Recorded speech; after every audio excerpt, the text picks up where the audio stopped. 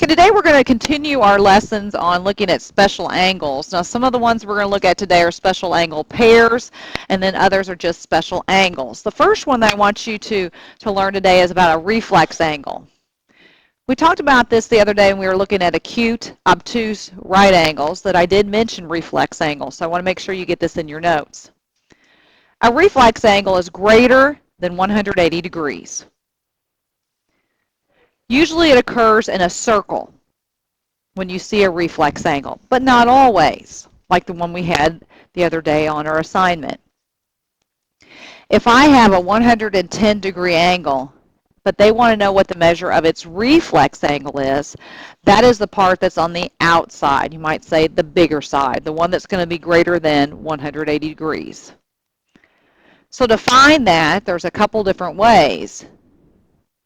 I can think to myself, I know 360 is all the way around, so I have 360 minus my 110 gives you 250. So I know the reflex angle is 250 degrees. You can also think of it as, I know this is 110, therefore to make it a straight angle would be 70 degrees more, and then this half should be 180. So I could think of 180 plus 70 gives you 250. A couple different ways of thinking.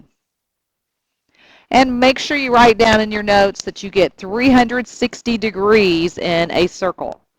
360 degrees in a circle. Okay, our focus today, though, is going to be on parallel lines cut by a transversal. Some new terms there. Hopefully you know already what parallel lines are. Parallel lines are lines that do not touch.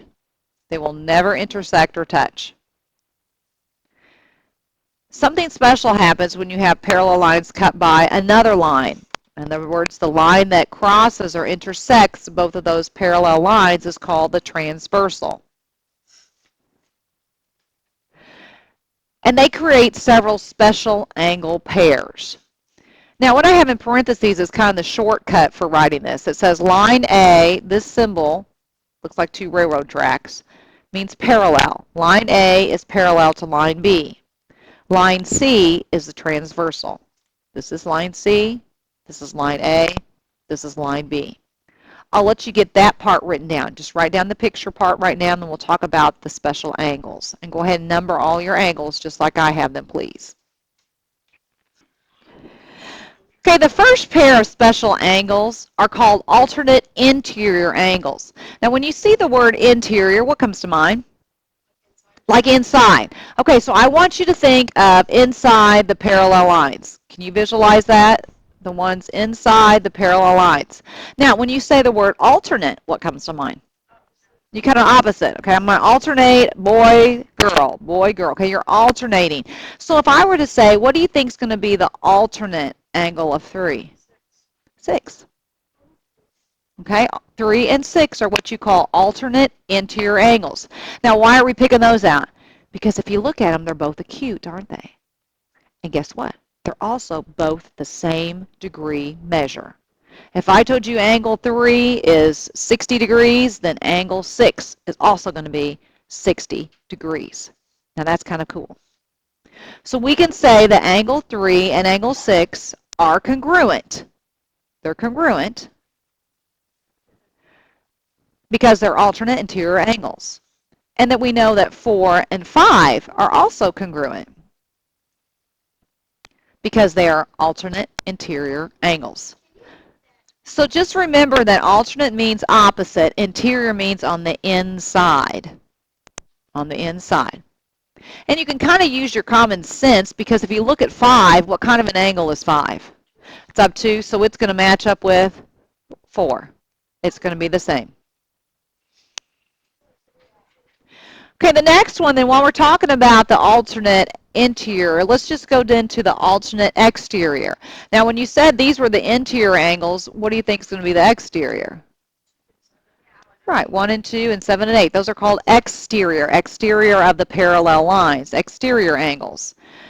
Alternate, again, means you kind of go from one to the other or opposite side. So let's look at the opposite side of the transversal again. Which one's going to match angle number 1? 8. And if you look at them, they're both obtuse. So we call 1 and 8 a pair of congruent angles, and they are alternating exterior angles. So we can say 1 and 8 are congruent. Which one is going to be congruent then with 2? 2 and 7 are congruent because they are alternating exterior angles. So what you're going to have is I'm going to say, okay, give me a pair of exterior angles, alternating exterior angles. And what would you tell me? Angle 7 and 2 would be a pair. Could you give me another pair, please? Angles 1 and angle 8. Now, because we have so many angles involved here, rather than go by the 3-letter names, I'm using numbers because it's just a little easier for you to understand the concept just by putting the numbers in. The purpose of learning this is to find out the degree measures, and we'll do that in just a moment. Okay, then the last type of special angles are what we call corresponding angles. Corresponding angles are on the same side of the transversals, and they're congruent. All right, so let's say these right here are all corresponding, and this side is all corresponding. So which one matches 1 on this side? 1 and 5 because they're both obtuse. So we call them angle 1 and angle 5. They correspond. They're corresponding angles. They're the same measures. They're congruent, so we call them corresponding. On the same side, 3 and 7. Notice they're both acute, so we call they're corresponding because they're on the same side of the transversal. Okay, so 3 and 7 are also corresponding. They're on the same side. 2 and 6 are both acute on the same side, so they're corresponding. And then 4 and 8.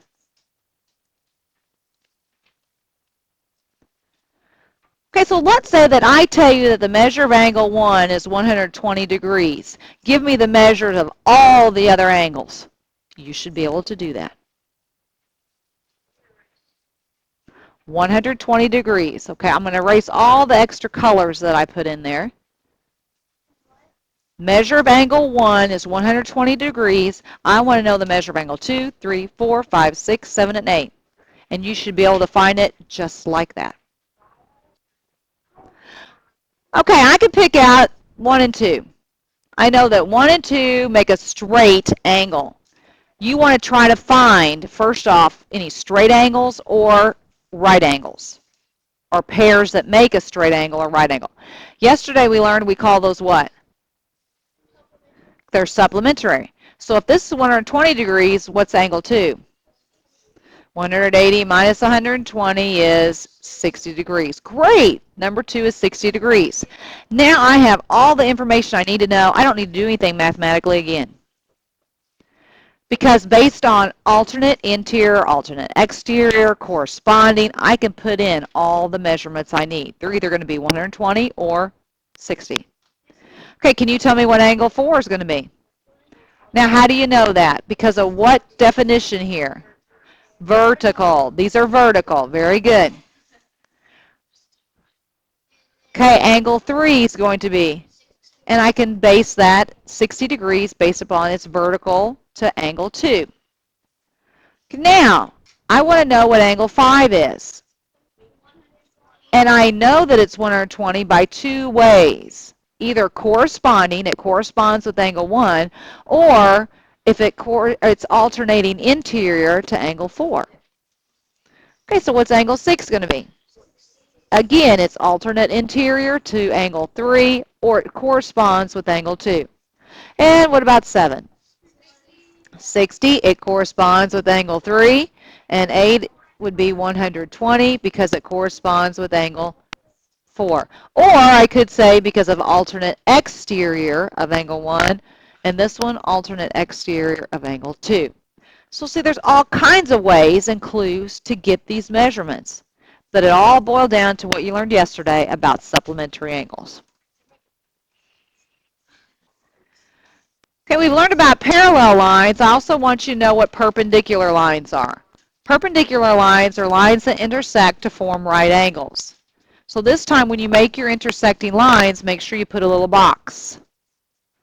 Now what do you know about all the angles here? They're all going to be 90 degrees. This symbol looks like an upside down T is a symbol for perpendicular. This states that line A is perpendicular to line B. And that is what perpendicular lines are.